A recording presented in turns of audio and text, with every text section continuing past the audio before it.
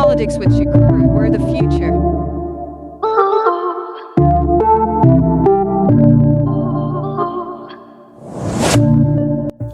Hello everybody, this is Geopolitics.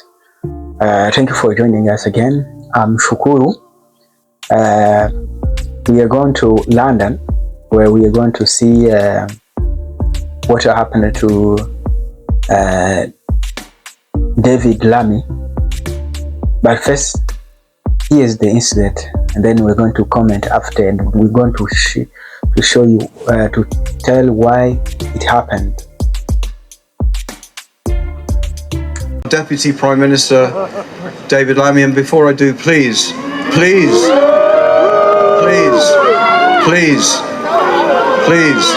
we know how we all feel. We know how we all feel. Go to Palestine!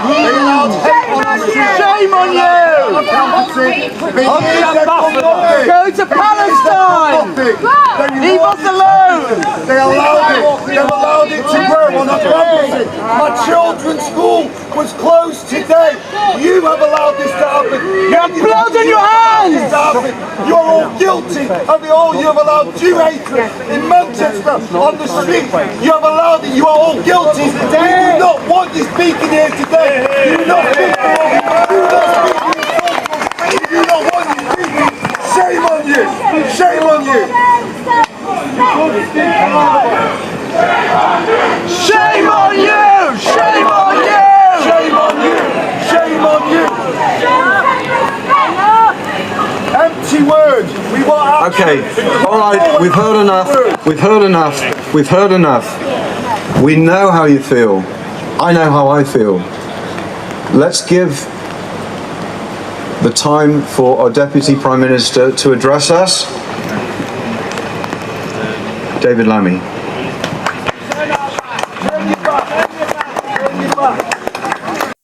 So this happened at the memorial, or at the synagogue where they attacked yesterday. They killed 2 people and the 3 were injured, where a man stabbed the people with the knives and so forth. It was in Manchester. So the reason behind this heckle, or the reason why Mr. David Lammy was heckled at the Vigil Primary is because members of the Jewish community felt that the government and political leaders had failed to adequately address and prevent the rise of anti-Semitism in the UK, which they felt led to the synagogue attack. The hecklers shouted and pointed to several specific grievances. Failure to tackle anti-Semitism. Protesters shouted that the government was responsible for allowing Jew hatred to grow, and that they allowed this to happen. Pro-Palestinian marches. A major source of anger was the government's perceived inaction regarding regular pro-Palestinian demonstrations. One man shouted, "You enabled it," every Saturday, in reference to these marches. General blame and anger. The most common shouts were of "shame on you" and "you have blood on your hands," indicating a deep and emotional sense that the government and the political class bore responsibility for the attack and the lack of security for the Jewish community. Yeah, the other reason is because the government in the UK have recognized the Palestinian state, so they think the hecklers, or the people who were blaming Mr. Lammy, David Lammy, they thought that recognizing Palestine was the reason of this incident, or this synagogue attack. So that's why they booed at him, and that's what happened in England. It's a very sad thing to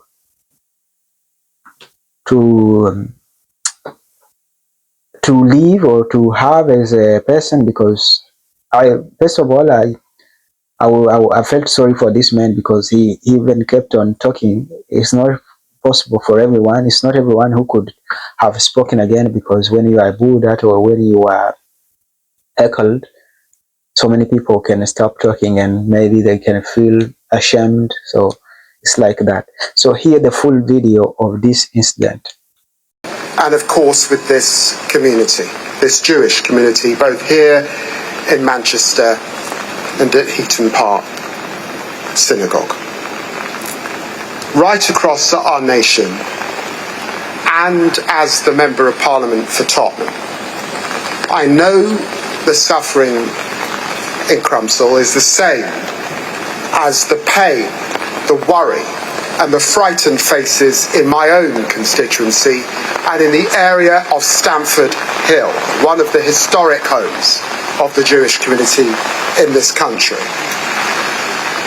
In that sense, London and Manchester are twin communities, grieving as one, and the whole nation is with them. That's why we stand in solidarity with the Jewish people, because an attack like this is never felt alone. Wherever you are in our country, Jewish people, our friends, our neighbours, our loved ones, are terrified by the events of yesterday, of becoming targets, victims of anti-Semitic hate, simply for who they are. But I know this about Britain's Jewish community, a community I have known all of my life. You are strong, you are resilient, and you will never be cowed. And that's what I want you to know today, that our country, those of all colours, all faiths and none, stand with you. We stand with you against terrorism. We stand with you against those who think bombs. We stand against all those who would minimise or coddle or obfuscate on anti-Jewish hate. We know terrorism in this country. We know it, of course, in this city. We saw it at the arena. And we have seen it in Heaton Park. We all know terrorism. We all feel terrorism. My best friend from childhood, James Adams, was blown to smithereens in the 7/7 bombings. And I vow to you, every Christian, every Muslim, every Jew, every Mancunian, every Brit, we will never stop fighting it.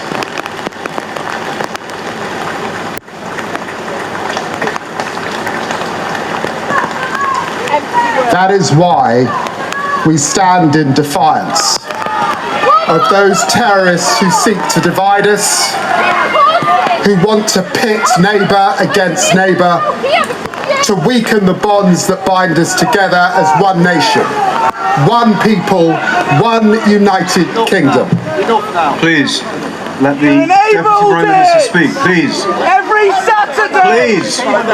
We cannot, we must not let them divide us. We must show them who we really are.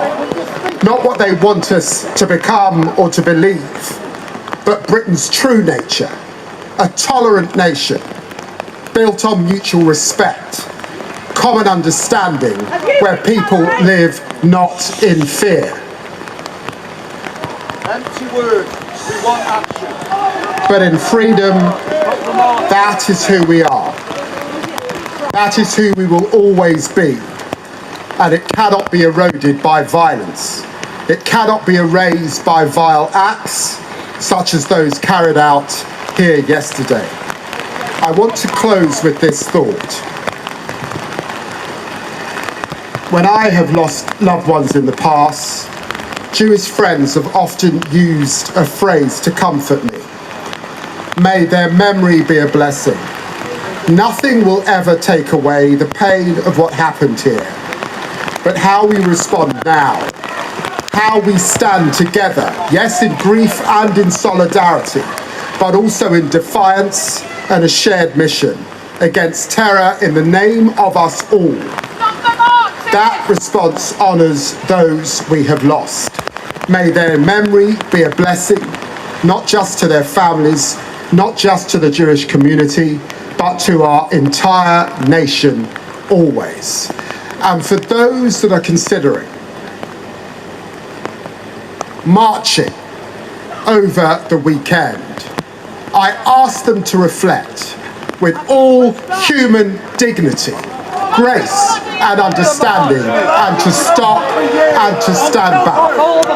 Thank you. Every week.